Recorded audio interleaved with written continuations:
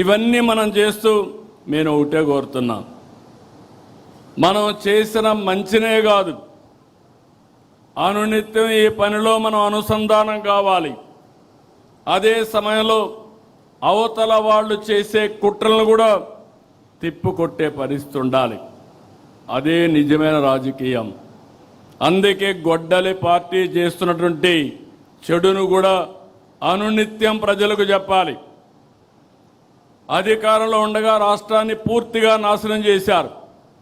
అది చాలక ఇప్పుడు కూడా కుట్రలు చేస్తున్నారు. ఈరోజు మీరు చూస్తే ఒక కిల్లింగ్ మనస్తత్వం ఉన్న గొడ్డలి పార్టీకి ప్రజా సంక్షేమం పట్టదు, అభివృద్ధి గిట్టదు. రాష్ట్రానికి పెట్టుబడులు వస్తున్నాయంటే విమర్శలు చేస్తారు.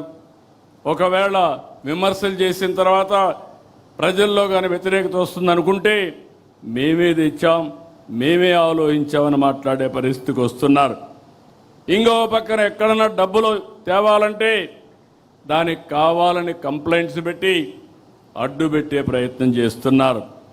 ఇంకొక పక్కన మనం చేసే అభివృద్ధి చూస్తే దేశంలో మొట్టమొదటిసారిగా 25-26లో 25.3% పెట్టుబడులు ఆంధ్రప్రదేశ్ రాష్ట్రానికి వచ్చాయంటే అది మన మీద ఉండే నమ్మకం. దీంతో వీళ్ళకి ఫ్రస్ట్రేషన్ మొదలైంది. ఎక్కడికక్కడ నిధులు రాకుండా తప్పుడు ఫిర్యాదులు చేయడం, కోర్టులో పిటిషన్లు వేయడం, ఈ కుట్రలకు కుతంత్రాలకు కాలం చెల్లింది. సమర్థవంతంగా ఎదుర్కొనే శక్తి ఎన్డీఏ గవర్నమెంట్కి ఇక్కడ ఉంది. ఇంకొక పక్కన మీరు చూస్తే ఆ పార్టీకి ఒక ఓసీడీ పట్టుకునింది. నేను మామూలుగా చెప్పడం లేదు ఈ మాట, అబ్సెసివ్ కంపల్సివ్ డిజార్డర్. ఇది ఒక వ్యాధి. ఆ వ్యాధిని అందరికీ అంటగట్టడానికి చూస్తున్నాడు పార్టీ మొత్తం. అబ్సెసివ్ కంపల్సివ్ డిజార్డర్ అది ఈరోజు క్రెడిట్ చోరీ డిజార్డర్గా కూడా తయారీ, అందులో భాగమే ఇది.